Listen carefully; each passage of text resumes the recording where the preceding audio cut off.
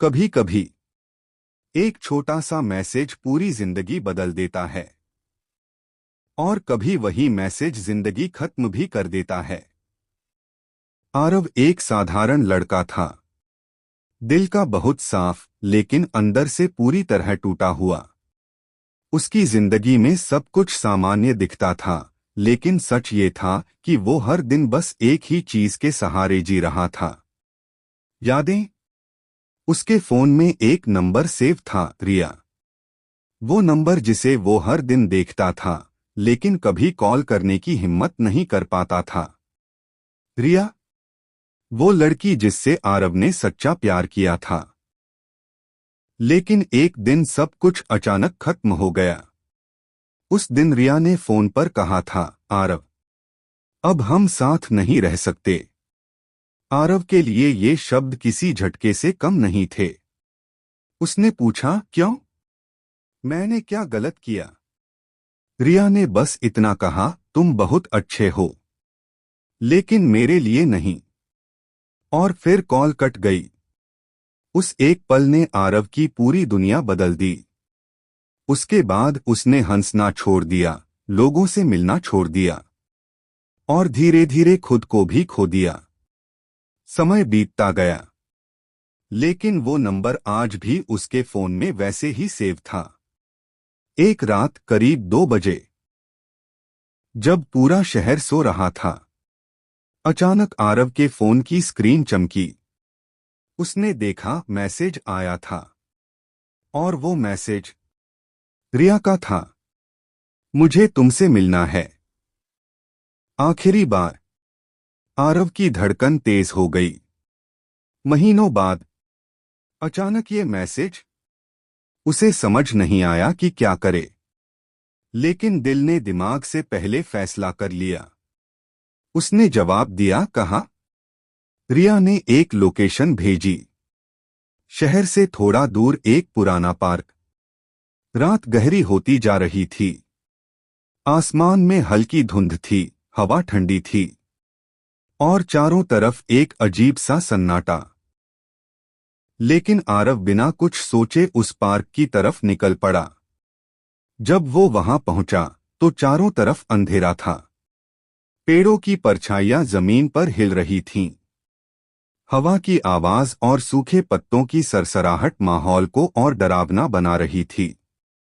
आरव ने धीरे से आवाज लगाई, रिया। कोई जवाब नहीं आया। वो थोड़ा और आगे बढ़ा। तभी अचानक पीछे से एक आवाज आई, तुम आ गए। आरव ने जैसे ही मुड़कर देखा, उसके सामने रिया खड़ी थी। वही चेहरा, वही मुस्कान, लेकिन कुछ अलग था। उसकी आंखें बिल्कुल खाली लग रही थीं, जैसे उनमें कोई एहसास ही नहीं बचा हो। आरव के कदम अपने आप उसकी तरफ बढ़ गए। रिया धीरे से बोली, तुमने मुझे बहुत प्यार किया। आरव की आंखें भर आईं। उसने कहा, और तुमने मुझे छोड़ दिया। रिया ने नजरें झुका लीं, मैं मजबूर थी। तो आज क्यों बुलाया? आरव ने पूछा। रिया हल्की सी मुस्कुराई, लेकिन उस मुस्कान में दर्द था। उसने कहा, क्योंकि आज मैं जा रही हूं। आरव घबरा गया, कहाँ जा रही हो?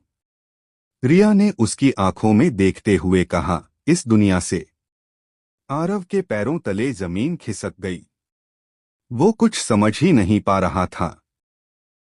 रिया ने धीरे धीरे अपनी बात आगे बढ़ाई, जिस दिन मैंने तुमसे ब्रेकअप किया था, उसी दिन मेरी शादी तय हो गई थी। मैं तुम्हें बताना चाहती थी, लेकिन हिम्मत नहीं हुई। मैंने सोचा तुम मुझे नफरत करोगे, इसलिए मैंने तुम्हें दूर कर दिया। आरव की आंखों से आंसू बहने लगे। रिया ने कहा, लेकिन मैं तुम्हें कभी भूल नहीं पाई। आज मेरी शादी थी, लेकिन मैं भाग आई। वो थोड़ी देर के लिए रुकी, फिर धीरे से बोली, और रास्ते में मेरा एक्सीडेंट हो गया। चारों तरफ अचानक हवा तेज हो गई। पेड़ जोर जोर से हिलने लगे।